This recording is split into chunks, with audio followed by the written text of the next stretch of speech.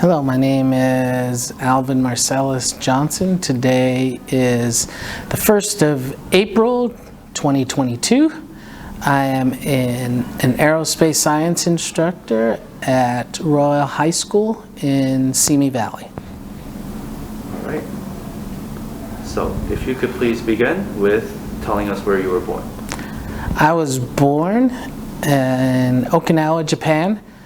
My father was in the Air Force as well, so he was stationed at Kadena Air Base at the time. And so, yes, I was born there in Okinawa, Japan at one of the military hospitals in the area. Would you like to say anything more about your parents as well as their occupations? So, my father's retired Air Force. Both of my parents have passed away. They passed away a long time ago.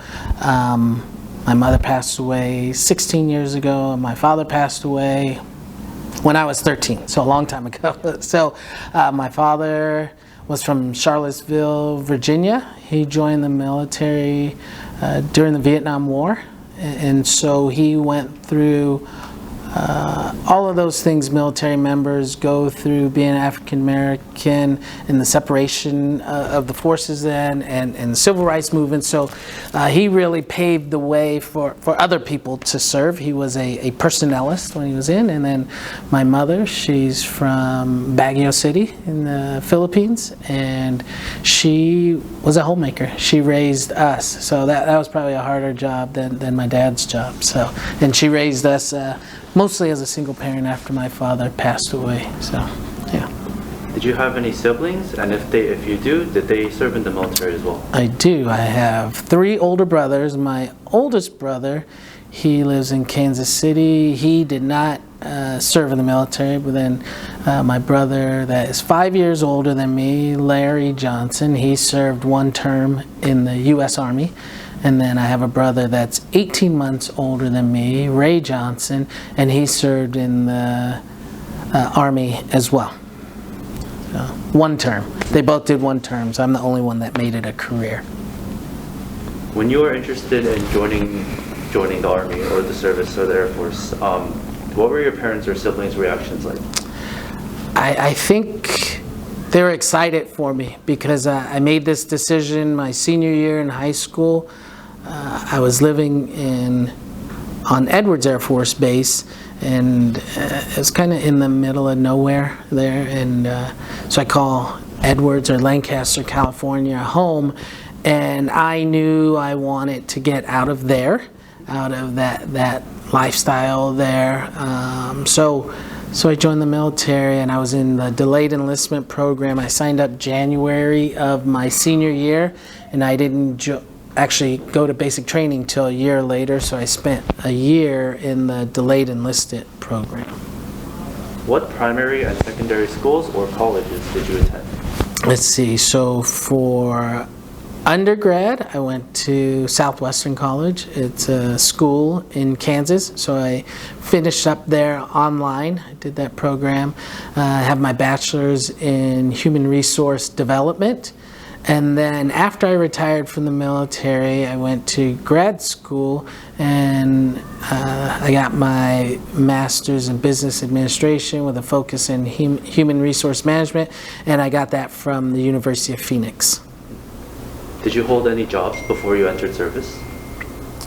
Teenage jobs. So, excuse me, my phone, sorry. I worked, my last job before I joined the military, I remember I worked at A&W Root Beer. You guys probably don't even know that those were restaurants, but so it was an A&W Root Beer in Lancaster, California, and I did that for probably the 6 months after graduating high school and before I joined the military. And then I had other types of jobs before that. I bagged groceries, I did summer jobs and things like that in high school. So now regarding your early days of service, could you tell us about when you went into the military, how you felt, and any feelings? I had just turned 19, so my birthday is the 29th of December. And I joined the military on the 4th of January. So I just turned 19. out on my own. Of course, I thought I was ready to be on my own, but I was really frightened when I joined the military, going to basic training and hearing some of the stories that people went through. But then after a while, you get used to it. My mom's Filipino, so she yells a lot. So I was used to the yelling already. And so getting to basic training, I think looking back, what I thought was neat about it is you take 50 individuals from all walks of life, and then you bring them together and force them to work together, force them to be a team. And that was probably one of the greatest teams that I've ever been a part of, is going through basic training in that experience with 50 people. So. If you could tell us what branch you entered and why.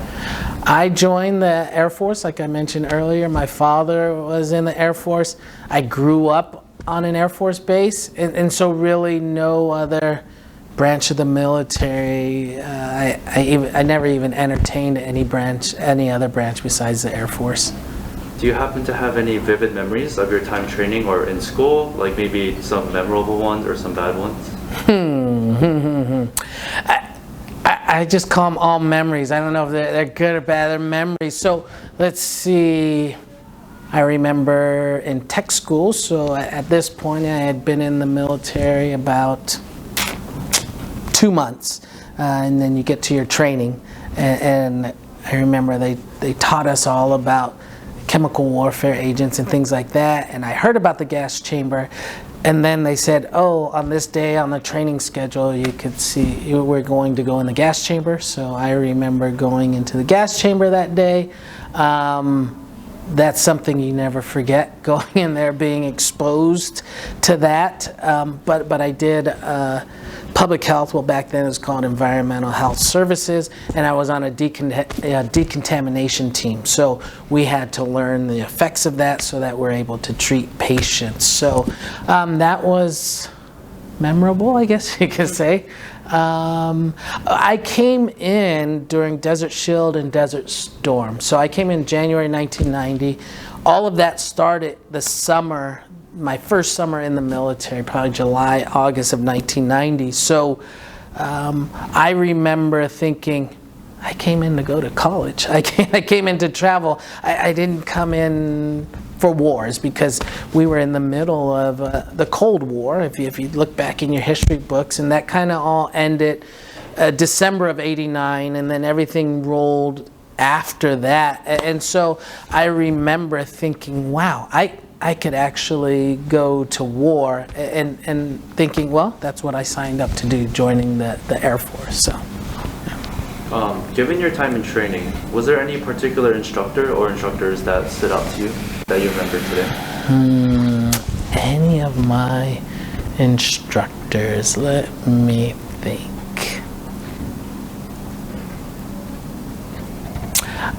There was this Sergeant McCoy.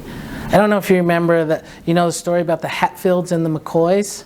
It's these families that fought, and she always talked about that, and that was actually her lineage there, and she was the one that taught me about public health. One of several instructors, but she was very professional, very impressionable.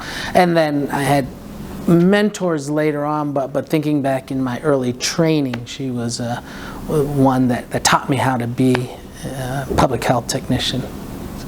And of course, joining the military causes your lifestyle to change and adapt. What would you say was maybe the easiest part for you as well as the hardest part? Let's see. The easiest part for me was just the discipline part. I came from a very disciplined household, just culturally. Growing up in a Filipino household is very disciplined, so that part was probably the easiest part for me. Like, all I have to do is follow directions. Okay, that's pretty easy. Hardest part, I think growing into my own as a young adult and as a man, and being away from family. Although my family was only 6 hours away. My first assignment, they were only 6 hours away, but it's not like I could just get up and go and talk to them. And we didn't have I sound old now, right? But we didn't have FaceTime and all this technology now. So it was a lot of letter writing, a lot of phone calls and things like that.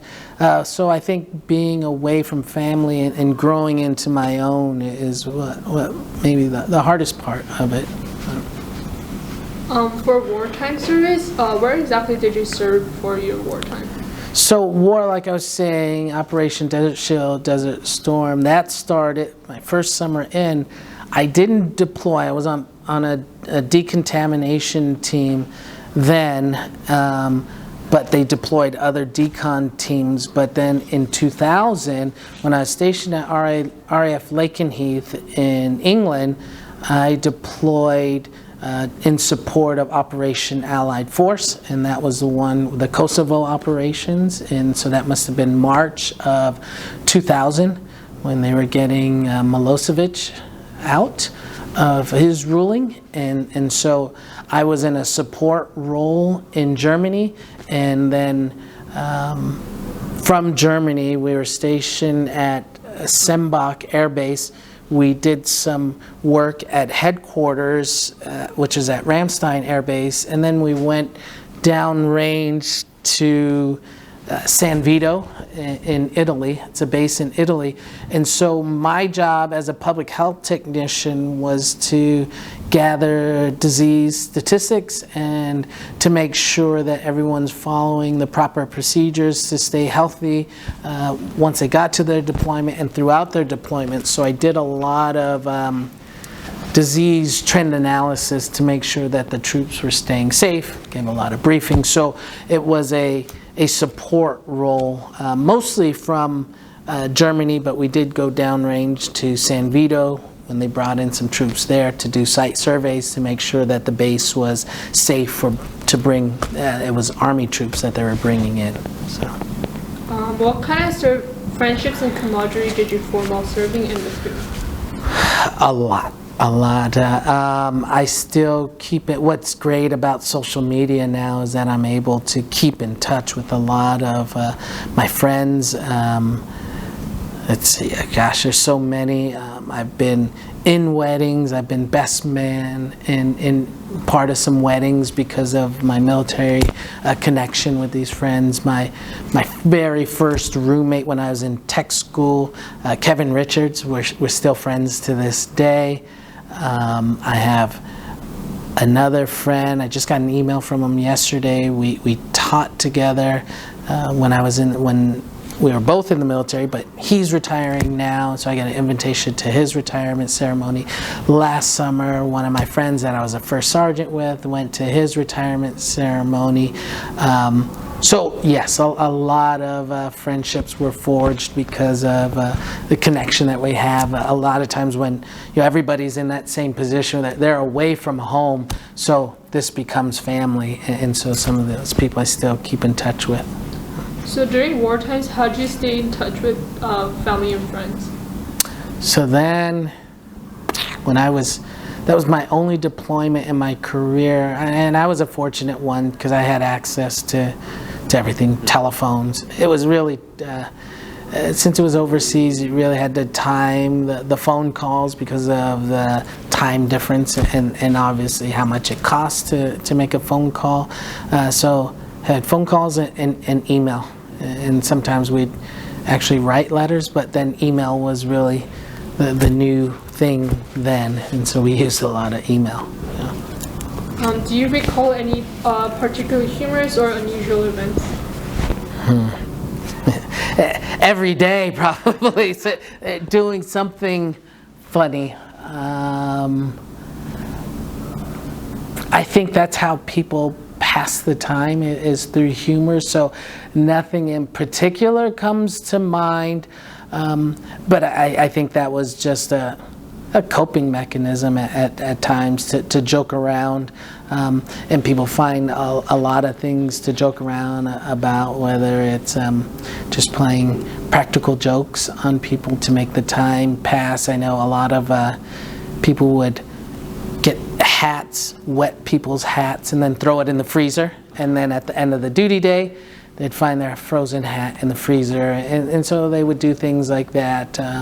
Working on the flight line when I was a first sergeant, when I went TDY, that temporary duty, when I went temporary duty with my squadron, I was at the end of the runway, and that's where it taxis in and you see all the jets coming in and you can talk to the pilot. And so they wanted me to put the headset on. I knew what the joke was. The joke is that they put a grease pencil all around the headset, and then you put it on, and then there's a mic as well, and then you get all this grease pencil over you. And so yes, I do remember that. I played along with their joke, but so yeah, I think there's a lot of joking around, and I think it's a coping mechanism for a lot of military people. Was there anything you did for good luck? Anything I did for good luck? I think I would think about for most of my career, I had just my one child. My two youngest were born towards the end of my career, so I think good luck, maybe just thinking about my kids and my family, and so just having those thoughts with me. What was the best experience, your best part of your service experience? I've been asked this question before, and you know, I think my best part of my military experience was when my kids were born. My oldest, I was a young parent, so I was a 21-year-old airman first class when she was born, and that was one of the highlights of my career. And then fast forward to, that was 1992, and then my next child wasn't born until 2003, March, and so obviously I'm in a different position then. I was a tech sergeant at this time, and just to know that, hey, that this person's depending on me, and the Air Force is depending on me to do my job, right? So I think that's the most exciting part. And then my youngest, he was born in 2004. Again, even just a year later, but different positions in the Air Force and things like that. So yeah, those were probably my most memorable times, besides all the different ceremonies and things like that. But really, my children being born were probably my most exciting times in the military. Do you recall the day service ended, and where were you when your service ended? Oh yeah, I recall the day. So it was November 17th, 2010 was my retirement ceremony at Vandenberg Air Force Base in Lompoc, California. It was at the hospital there. The 30th Medical Group had all my family and friends there, and so that was my last day in uniform, really, my retirement ceremony, and then you go on leave. So I had probably 30 days of leave before I was actually out of the military, but that was my last day in uniform attached to a unit or anything like that. And it was at first I had a medical retirement, so I wasn't ready to leave the military, and so but having this retirement ceremony, it was a good thing, because I didn't want a retirement ceremony, and I talked to my chief, and really the retirement ceremony is about everybody else seeing this and being able to celebrate someone's career. And so I'm glad I did it. I was able to have all my close family and friends come into town, and then it was just a cool celebration. So yeah, that is when my service ended there. How did you readjust to civilian life? Did you work or go back to school? I took off probably about 6 months, and then I was just Mr. Dad for a while. I got to take Alyssa and Elijah, they're my youngest, and so I got to take them to school and just do that stuff. I did things that I never got to do in the military. I made dinner every night. I did a lot of baking, and so these kind of fun things that I never got to do. And then after they got out of school, because I retired in November, so at that summer moved back to Texas, and then I went to I was always interested in ultrasound, so I went to echocardiovascular technician school, and so I did a course in that. And then I love learning, and so although I never worked as an echo tech, I did this school for about 1.5 years, got certified in it, so that was pretty neat. But then I just fell back on my HR background, and my first actual job after retirement was it was about 2.5 years after I retired, and I got a job as an employee relations technician for one of the local hospitals in San Antonio. Relocated out here, did more HR things out here, and then that's when I started going to grad school when I came back out here. So I was working, going to grad school, and then I found my job as an Air Force junior ROTC instructor, and this is where I'll be for a while.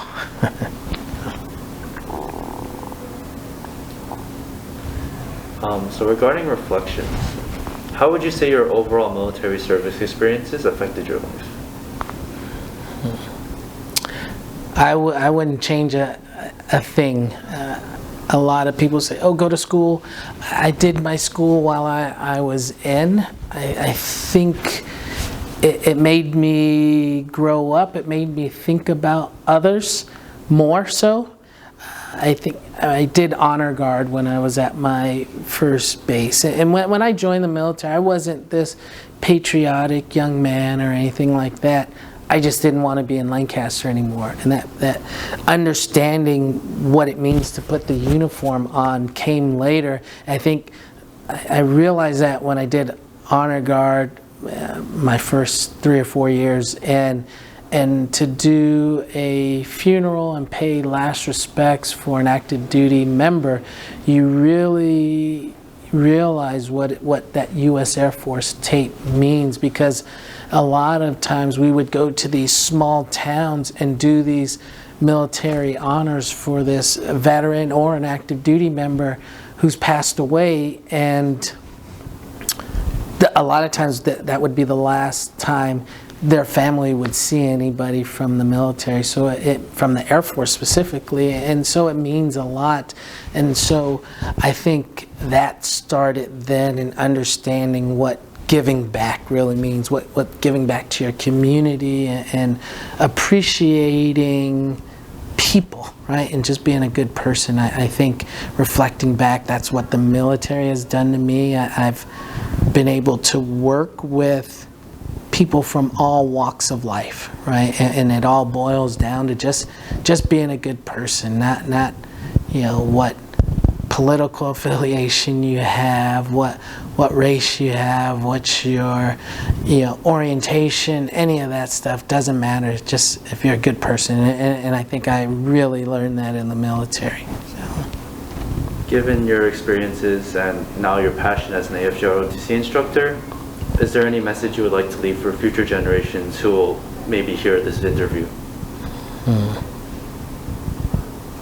Be good people, right? And if you're choosing to serve your country, know why. Know why you want to serve your country. We all have internal motivations, and we know why we want to do things, but really, if you're choosing to serve your country, then serve your country, right? And I think just do things from the heart, and all the accolades and all the awards, all the pats on the back will follow if your intentions are from the heart. And so I think that is a message that you guys know as my students, that's what I send on to you guys. It's just being good people, right? At the end of the day, be good human beings, and I think that's how we can make a change in society, how you guys can make a change as the future generations to come, and anybody listening to this, yeah, just be good people. Just a few things before we end this interview. Is there anything in particular from your story that you've just given us that you would want people to know or remember in particular?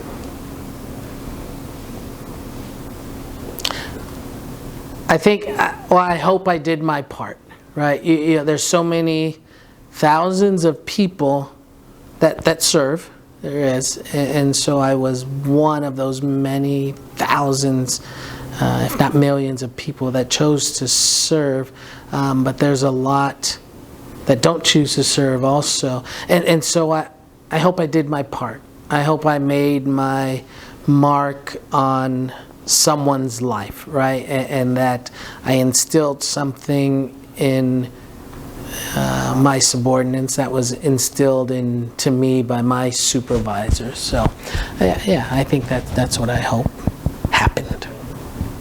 Are there any last things you would like to add? No, thank you guys for wanting to interview me. This has been in the works for a while, so I'm glad we finally got to do it. I appreciate you guys and your efforts and wanting to do this and telling my story, and hopefully other people hear my story and they take away something from that. So, Thank you for your time. all right, thank you guys.